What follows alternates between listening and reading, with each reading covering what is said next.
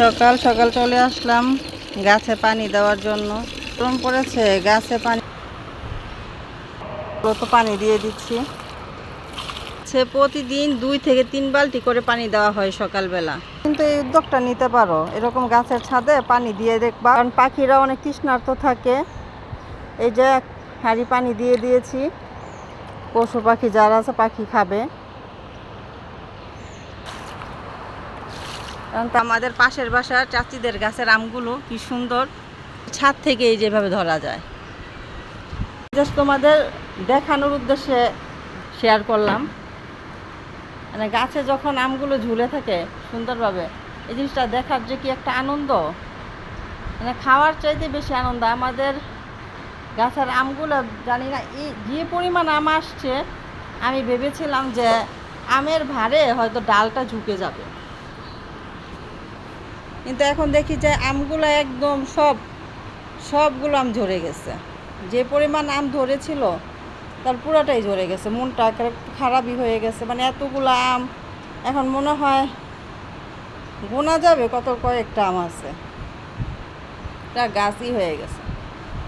জানি না কেন এই গাছে প্রতি বছরই মাশাআল্লাহ অনেক আম হয়, কিন্তু এই বছরও আল্লাহর রহমতে হয়েছিল। কিন্তু আমার এক চাচি মারা গেছে কালকে রাতে, আর আজকে রাতে দেখলাম আমাদের পাড়া প্রতিবেশী এক চাচাও মারা গিয়েছে। তো এই কিছুদিনের মধ্যে খালি আত্মীয় স্বজন একের পর এক মারা যাচ্ছে, মনটা একটু ছোট হয়ে আসছে, আবার মনটা একটু খারাপও লাগে যে একের পর এক আপনজন হারাচ্ছি।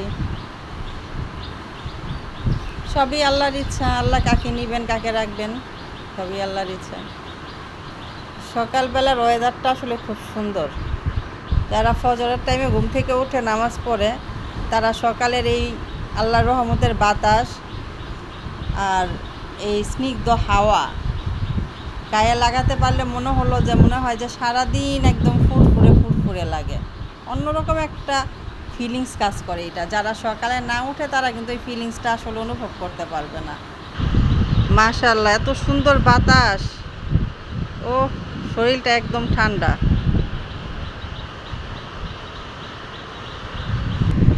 দেখো আমগুলো আমি একটু জুম করে তোমাদের দেখাচ্ছি, দূরের আমগুলো একটু জুম করে দেখাচ্ছি। দেখো একদম ভিতরে আমগুলো একদম ভিতরে কতটা সুন্দর লাগতেছে। দেখো সবার গাছে গাছে আম, সবার গাছে গাছে আম।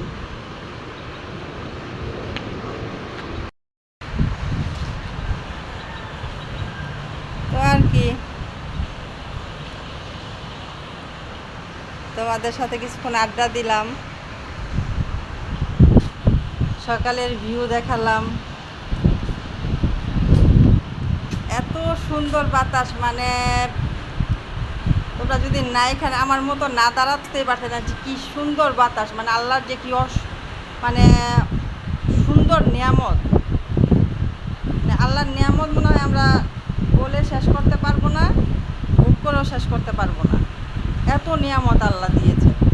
অতিরিক্ত গরম, বাট আমাদের রুমে যখন আমাদের সামনের রুমটাতে এত ঠান্ডা, এত সুন্দর বাতাস, কিন্তু আমার রুমটাতে অতিরিক্ত গরম। কিন্তু যখন ছাদে আসি না, তখন মানে কি বলবো, মানে এই ফিলিংসটা এখন বোঝাতে পারবো না। যদি আমার মধ্যে এরকম সকালবেলা কেউ ছাদে ওঠো, তাহলে এই ফিলিংসটা বুঝতে পারবে যে জিনিসটা আসলেই কত সুন্দর, কত অনেক ভালো লাগা। মানে এই জিনিসটা এত ভালো লাগার একটা জিনিস।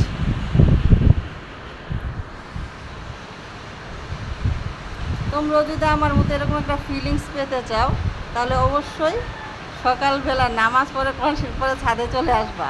যাদের এখন তো সবারই বাড়িতে ছাদ আছে, বিল্ডিং বাড়ি, অর্থাৎ ছাদে ওঠাটা অস্বাভাবিক কিছু না, স্বাভাবিক।